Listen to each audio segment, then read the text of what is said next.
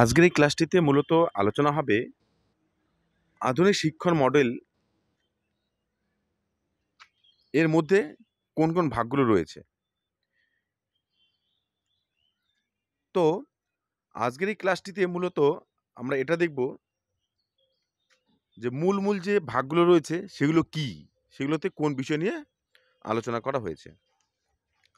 তো আধুনিক শিক্ষণ মডেলকে আধুনিক মনোবিদগণ বা শিক্ষাবিদগণ মূলত 4টি পরিবারে ভাগ করেছে।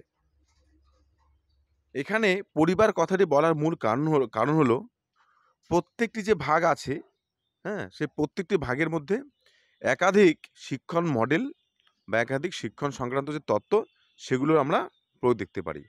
অর্থাৎ যে মূল 4টি প্রকারভেদ আছে, এই 4টি প্রকারভেদের মধ্যেও আমাদের শিক্ষণের সঙ্গে সম্পর্কিত যে বিভিন্ন থিওরিগুলো আছে, প্রিন্সিপালগুলো আছে, সেগুলোকে আমরা সেই দৃষ্টিভঙ্গির ভিত্তিতেই বিভিন্ন জায়গায় বিভিন্ন তত্ত্বকে আমরা অন্তর্ভুক্ত করি বা সেই হিসেবে গ্রহণ করি। অর্থাৎ সেদিক থেকে প্রত্যেকটার মধ্যে একটা করে পরিবার লক্ষ্য করা যায়। তো প্রথম যেটা আছে সেটা হচ্ছে আচরণ পরিমার্জনমূলক মডেল, ঠিক আছে, অর্থাৎ বিহেভিয়ার মডিফিকেশন মডেল। 2 নম্বর হচ্ছে তথ্য প্রক্রিয়াকরণ মডেল বা ইনফরমেশন প্রসেসিং মডেল, এবং 3 নম্বরটা হচ্ছে পার্সোনাল টিচিং মডেল বা ব্যক্তিগত শিক্ষণ মডেল, এবং 4 নম্বরটা হচ্ছে সোশ্যাল ইন্টারাকশন মডেল বা সামাজিক ক্রিয়া প্রতিক্রিয়ামূলক মডেল। ওকে, তো সবার প্রথমে আমরা আলোচনা করব বিহেভিয়ার মডিফিকেশন মডেল কি।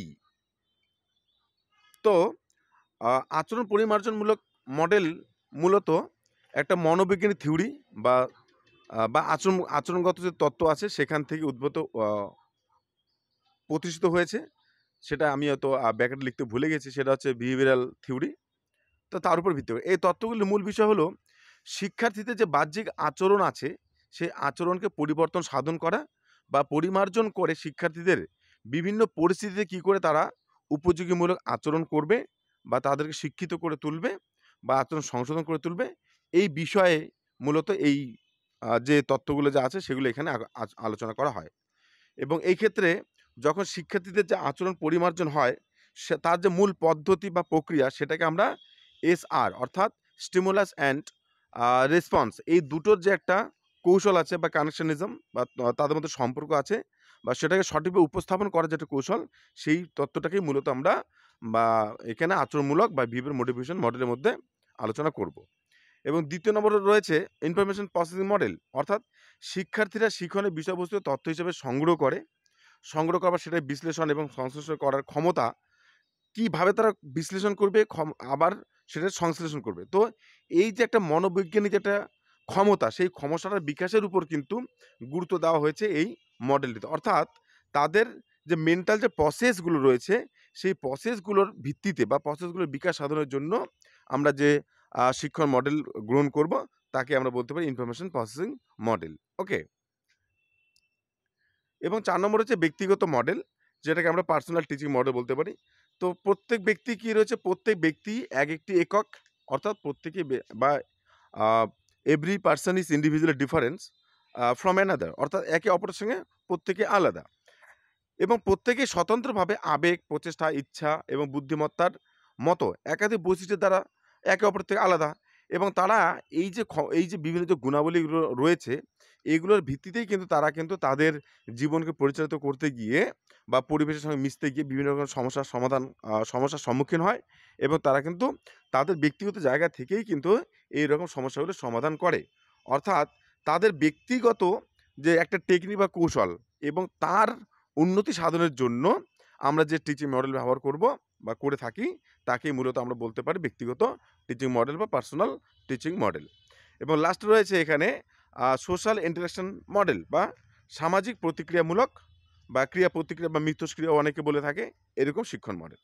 তো এখানে কিছু এই মডেলটি মূলত গড়ে উঠেছে শিক্ষার্থীর সামাজিক আচরণ বিকাশের নীতির উপর। অর্থাৎ তারা কিভাবে সমাজ থেকে শিক্ষাটাকে গ্রহণ করে, বিভিন্ন আচার আচরণ বা শিক্ষার বিষয়কে গ্রহণ করে এবং সেগুলোকে আরও কিভাবে তারা সামাজিকভাবে বা সামাজিক আচরণ সম্পাদনের মাধ্যমে তারা আচরণ আয়ত্ত করার পর সেটাকে আবার প্রয়োগ করবে এবং প্রয়োগ করার পর তারা তাদেরকে বিকশিত করে তুলবে।